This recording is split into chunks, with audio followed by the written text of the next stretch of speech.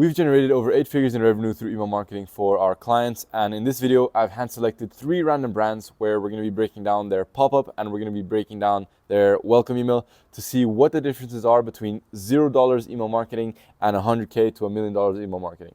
Let's jump straight into it. So the first brand that I've selected is this perfume brand. As you can see, they're very aesthetic, they're more on the high end, and so they would need an email marketing strategy tailored to that. So the first thing that I noticed is their pop-up. As you can see, there's a couple things that I want to go over.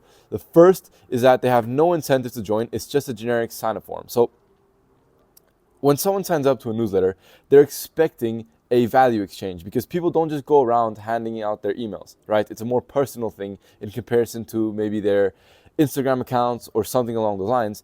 They need to see the value exchange for them to actually be able to sign up. And if you don't give them an incentive, a lot of times they're not even going to sign up. So make sure that you're giving an incentive. It can be a 10% off, a free guide, free shipping, whatever it may be, but it needs to be something where the customer can see that value exchange. The next thing that I noticed is this button right here. A lot of times this isn't necessary because it's going to confuse the customer. If they want to create an account, they can go ahead and create an account after they sign up to the newsletter, but having that as an option is just going to increase the friction and the customer is going to get overwhelmed. You don't necessarily need to do that. So another thing that I noticed is this button right here, which I'll get to in a second. But the pop-up as a whole, besides not having an incentive, this button right here doesn't have the language of something more exciting to where the customer can see the value exchange. So for example, if I was running this brand, I'd offer the incentive and have this button saying something along the lines of claim my discount, claim free shipping, claim free guide, whatever it may be, because with that, they can see the clear value exchange and there's a higher likelihood that they'll actually opt into your newsletter. And the last thing that I would do if I were this brand is I would test a micro commitment instead of just jumping into the email collection right away. The reason for that is a lot of times if you have a micro commitment and if you do it well with a quiz or something along those lines, you can actually ask the customers what they're struggling with or what they're shopping for, and you can tailor the welcome series and the welcome sequence based off of what they've selected. Not only that, but having the micro commitment actually removes the friction of the email input on the first step and just asks a simple question to the customer. Once they click the answer to that simple question, then they're going to be prompted with their email. But because they already committed to that step, there's a good chance that they'll just end up following through. So that's what I do for this brand. I test that micro commits as well. Now, moving on to the pop-up that we designed for this brand, there's a couple things that we've changed and a couple things that we've made sure to do so that it's performing better, right? So the first thing is that we have a clear offer. They can see clearly here what they're going to be getting by signing up, and they're going to see the clear value exchange. The next, like I mentioned, is a micro commitment, and we can tailor the welcome email based on what they selected. For example, if they selected perfumes, then we can go ahead and tailor that welcome series based off of that and just give them perfumes. If they selected diffusers, we can do the same thing. If they selected discovery sets, we can do the same thing. And it's just easier to tailor the experience to the customer. Another thing that we did is a more subtle opt-out button, as you can see right here. Same thing with this X up here. It's more subtle than the one before, which means that the customer is not going to find it as easy to opt out. However, this is something that you want to test to make sure that you're not increasing bounce rates. But from what I've tested and from what we've seen from all the brands that we've worked with, this doesn't affect that too much as long as the opt-out button is visible, but not completely out of the picture.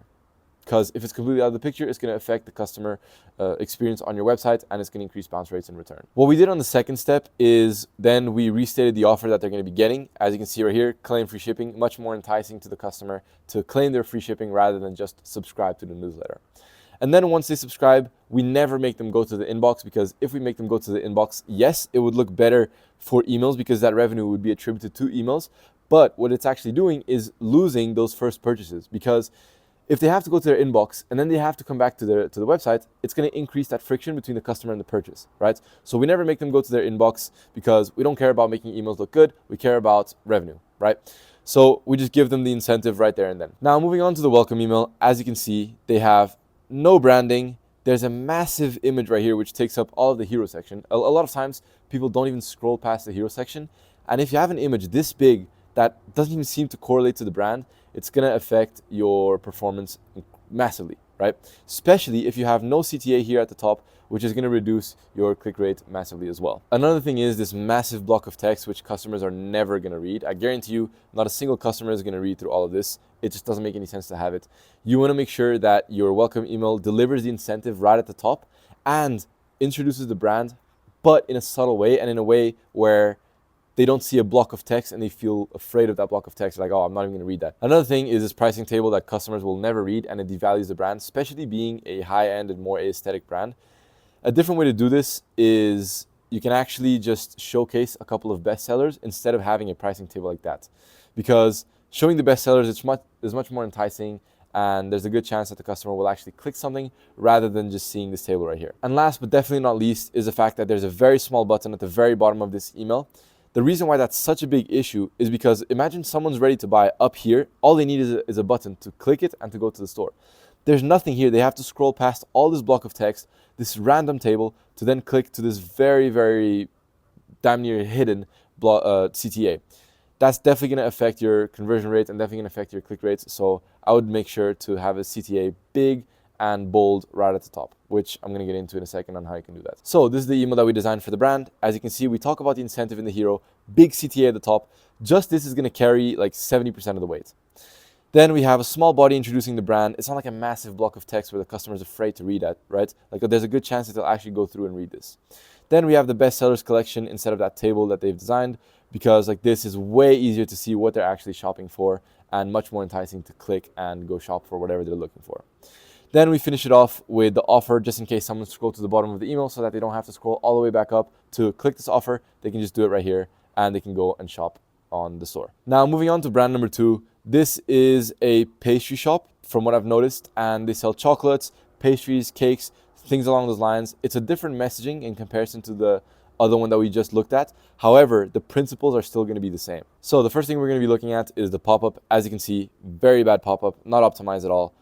We're going to tackle all these things and we're going to show you exactly what not to do. This is the perfect example of what not to do in a pop-up form. First thing is very large X button, easy to opt out. It's quite visible. It doesn't really match the brand. So the customer is just going to opt out of this. And not to mention all this unnecessary text that's just all over the place, right? Like they have unnecessary text that distracts the customer. No one's even going to read this. Unnecessary marketing consent and block of text. Another random block of text and consent. Unnecessary disclaimer. Like it's just not optimized at all, right? There's 3 different disclaimers which say pretty much the exact same thing. Another major thing is that there's no incentive to join. Once again, that's going to be a big issue. If customers have no incentive to join, they're not going to join your newsletter. Then we have this random checkbox that's asking to check it to receive emails. However, you're already going to have to put in your email, read through 15 marketing consent texts, and then subscribe at the very bottom. So very unnecessary as well. And it's just, as you can see, not optimized at all. The final thing that I noticed is this button being at the very bottom left. That's a major issue. The reason for that is that majority of people, they're right-handed. And so if they have to scroll all the way down this block of text, which makes absolutely no sense, and then at the very bottom, when they're going to click subscribe, the button is at the left side of the phone, they're going to have to stretch their thumb all the way to the left side. And that sometimes can be enough friction for them to just not go through with it at all. Now, this is one that we designed, as you can see, already way better. Clear offer, micro commitment, and you can tailor the welcome email and the welcome series based off of what they selected, right? Like if they want to shop for chocolate bars, they can shop for chocolate bars. If they want to shop for bakery treats, we can tailor the welcome sequence to that. But it's way more tailored, no unnecessary blocks of text, and just way more optimized. As you can see, again, more subtle opt-out button as well, and just overall much better, much more clean. On the second step, as you can see, we restate the offer once again. We talk about what they're going to be getting if they subscribe, that clear value exchange for them to actually be able to see what they're going to be getting if they subscribe. Then, same thing here, we give the incentive. We don't make them go to their inbox because we don't care about attribution, we care about revenue. Now we're going to take a look at the email that they've drafted up. As you can see, it's not very optimized, but we're going to tackle all those things right now. First things first is they have a massive logo. We only have so much space in the hero section, which means that we want to optimize for conversions and we all want to optimize for clicks. If we have the logo taking up 50% of the hero section, that's not going to be good at all, and it's going to be taking up space that's precious, right? A lot of times, 70% of customers, they don't even swipe past the hero section, which means that we need to capture their attention right there and then. And that means that we can't be taking up 50% of that space with the logo because it just doesn't make sense at all. The next thing that I noticed is this text right here. This is good introductory text. However, it's in an unnecessary spot and it's unnecessary for where the customer is in the journey, right? The reason why I say that is because this block of text is taking up space where we could have a CTA and we could be delivering the incentive.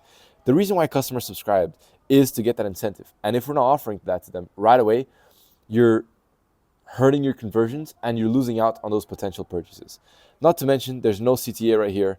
Then we have more large blocks of text, which this would be best, even this would be best in the second welcome email, where the customer isn't looking so much for that incentive anymore. Now we're actually introducing the brand. That's why I mentioned that this is good text, but not for this specific email. Then these large blocks of text, they're also good, but like I mentioned, they would be best in the second welcome email when we're actually introducing the brand. The final thing that I've noticed is that there's no CTAs in this email at all, right? So imagine the customer is ready to buy it. They're like, okay, I'm ready. I like this brand. I want to buy it. But there's no place for them to click. Like, that's just going to affect your conversion so much, right? You want to make sure that you have CTAs, at least 2 to 3 per email, to make sure that the customer has a place to click if they're ready to shop. Now, this is the email that we've drafted up for this brand. As you can see, way more optimized. We talk about the incentive right in the hero section. Then we have a CTA at the very, very top with the offer, with the discount that they're going to be using. Small body introducing the brand. Like I mentioned, this can be good text, but it cannot be placed at the very, very top where it's taking up space from the incentive that we're going to be delivering. Then we even have another bestsellers collection talking about what the customer can actually shop, and we can actually give them multiple options to do so. Especially for brands like this that have multiple SKUs and multiple products, you want to make sure that you're giving multiple products because sometimes the customer just doesn't know what they're going to be shopping for. And if you give them the bestsellers, there's a good chance that they'll look at this and be like, oh, you know what? That's actually quite interesting. Let me go shop that. Or they're going to find something that they didn't even know existed, and they're going to go look on your website because you actually showed them the other products that you had. Then to finish it off, we have, again, the incentive waiting at the very bottom. If a customer scrolls all the way down so that they don't have to scroll all the way back up for the incentive, they can just click it here. Now, the final brand that we're going to be looking at is this coffee brand. They're quite aesthetic, and especially for consumable brands, it's very, very important that you have your email system dialed in because you can improve retention drastically if you just have a proper email system for consumable brands. So let's take a look at what they actually have in terms of pop-up and in terms of the welcome email. As you can see, this brand actually has a decent pop-up. They talk about the incentive. This X button is more subtle than the other ones. It's quite optimized. The only thing that I would do for this brand is 1, make this button slightly bigger, and 2, I would test with a micro commitment because for all the brands that we're working with, micro commitment just performs so much better. There are some outliers, of course, yes, and this is something that you have to test, but for the vast majority, try micro commitment. That typically outperforms anything else. And on top of that, they offer the incentive right on the sign-up form, which is very, very good. A lot of brands don't do, and they optimize this for conversion. So if we were in charge of their email marketing strategy, this is probably what we would do. We'd have the clear offer, and then we'd have the micro commitments, because then you can actually tailor their experience, like I mentioned before, to what they actually want to shop, right? If they want to shop for coffee, equipment, gifts, because that brand actually has multiple stuff as well. So if you have multiple SKUs, this is going to be your best bet because you can actually tailor the welcome series based off of what they've clicked. Then step number 2, we restate the offer, and step number 3, we give the incentive and we don't make them go to their inbox. Pretty straightforward. Now, the only place in their email marketing strategy that I think needs to be optimized is their actual emails. As you can see right here, their welcome email is not very optimized.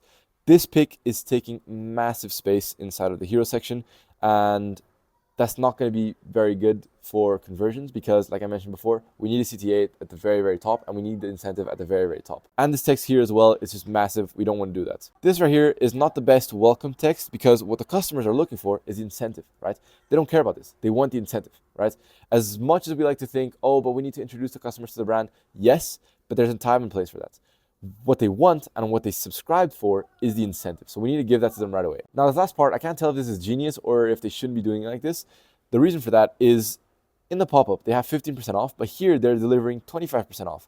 So I can't tell if the customers are going to be thinking that they made a mistake or if they're going to be happy that they made a mistake. Regardless, you typically want to always deliver the incentive that you're offering in the sign-up form.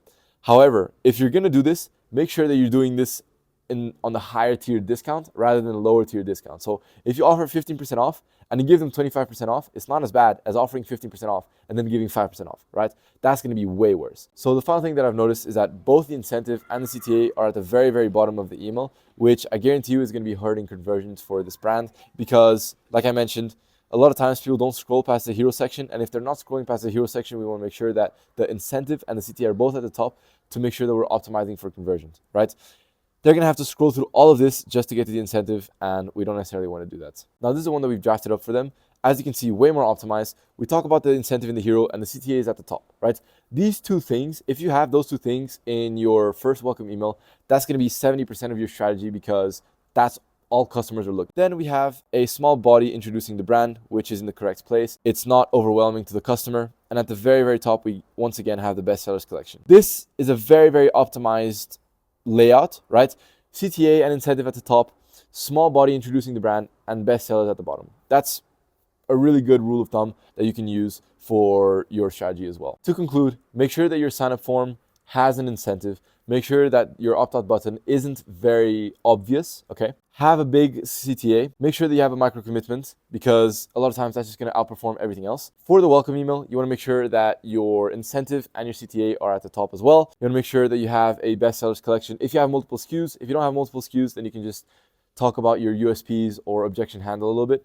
But that's gonna be pretty much all you need to do to have a high converting pop-up and to have a high converting welcome email. Now, if you want to see what we're doing in our 7 and 8 figure accounts, you can subscribe to the newsletter. I'll leave a link in the description or either in my bio. I release all the strategies that we use in our 7 and 8 figure accounts and something that you can apply in your own brand. If you're doing over 80K USD a month and you want us to take a look at what you're doing, you can book in a free audit, either once again in the description or in the link of my YouTube channel. I hope this video is helpful, and I'll see you guys in the next one.